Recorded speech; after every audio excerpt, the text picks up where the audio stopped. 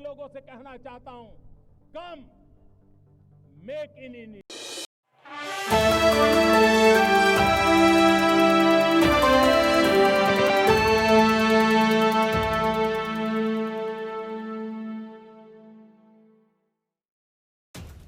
हरियाणा में करीब 2 महीने के चुनाव प्रचार में जहां भाजपा का अपना एजेंडा रहा, वहीं कांग्रेस ने स्थानीय मुद्दों पर जोर दिया।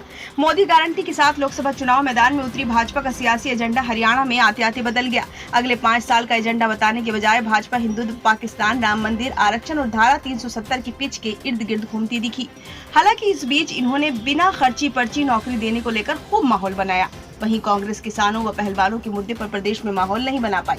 अग्निवीर, कर्ज, रोजगार व महंगाई का मुद्दा खूब जोर शोर से उठाया। न्याय पत्र में किए गए वादों को घर घर तक पहुंचाने में जोर तो पूरा लगाया, लेकिन इसमें कांग्रेस का संगठन न होना और शीर्ष नेताओं के बीच गुटबाजी होना बाधा बना। भाजपा केंद्र के साथ राज्य में 10 साल से सत्ता में है। भाजपा के पास बताने के लिए बहुत कुछ था, मगर 15 मई के बाद भाजपा के आए स्टार प्रचारकों ने चुनाव प्रचार को पूरी तरह से बदल कर रख दिया। पीएम मोदी ने 18 मई को अंबाला व गोहाना और वीरवार को महेंद्रगढ़ के पाली में रैली कर अपने भाषण को धारा 370, आरक्षण, पूर्व सैनिक 5, प्रधानमंत्री, राम मंदिर और कांग्रेस के खिलाफ अपने लगाए पुराने आरोप तक सीमित रखा। भाजपा हाईकमान के नेताओं ने पूर्व मुख्यमंत्री भूपेंद्र सिंह हुड्डा को निशाने पर लेना शुरू कर दिया है। गृह मंत्री अमित शाह और राष्ट्रीय अध्यक्ष जेपी नड्डा ने हुड्डा को दिल्ली दरबार के दामाद का दरबारी तक कह डाला। एक एक करके भाजपा के नेता हुड्डा को निशाने पर ले रहे हैं।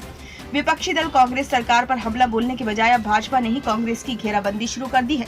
कांग्रेस समय में नौकरियों, तबादलों और खर्ची पर्ची को लेकर निशाना साध रहे हैं। खास बात तो ये है कि हुड्डा भाजपा के केंद्रीय नेताओं पर हमला करने से बचते नजर आ रहे हैं। वो केंद्र सरकार की विफलताओं पर जरूर पलटवार करते हैं, लेकिन व्यक्तिगत रूप से मोदी और शाह के बारे में कुछ नहीं बोला। इस मामले को लेकर हुड्डा विरोधी कांग्रेसी नेता कई बार हाईकमान के सामने भी ये मामले को रख चुके हैं।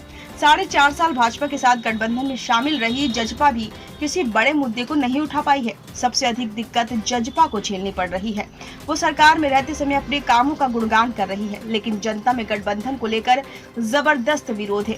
इसलिए जजपा नेता न तो खुलकर किसी मुद्दे पर सरकार को घेर पा रहे हैं और न ही जनता उपलब्धियां सुन रही है। जजपा का मुख्य फोकस हिसार में ही रहा है। वहीं इनेलो ने किसानों और पलायन कर रहे युवाओं के मुद्दों को कई बार उठाया, लेकिन वो विधायक होने के नाते बड़ा मुद्दा नहीं बन पाया है।